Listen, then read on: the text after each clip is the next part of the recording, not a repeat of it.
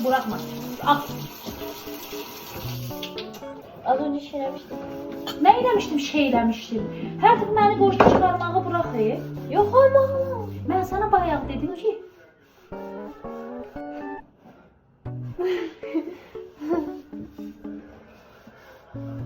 Mən sana bayaq dedim ki suyu bağladı. Qışqırını götürsün dünyaya. Neyse başlıyoruz. 3-4. Peki yaxşı şeyler bu nədir?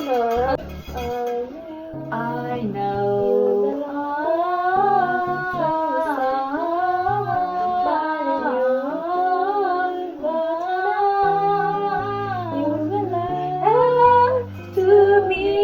Ya ben başka dersim. Yes.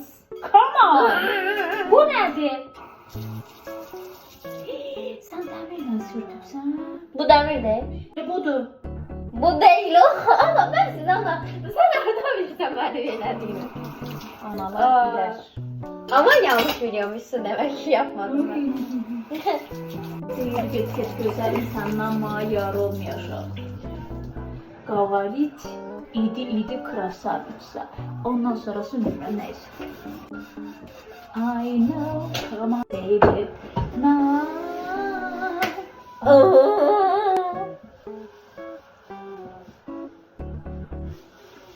Hərdən tuturam səni, ortası yox. Sen ne değilsen sen taklidini Ortası, eylədin. mən elə eləmədim. Eləmədim. Mən belə çox incə, zarif, asil bir şəkildə elədim.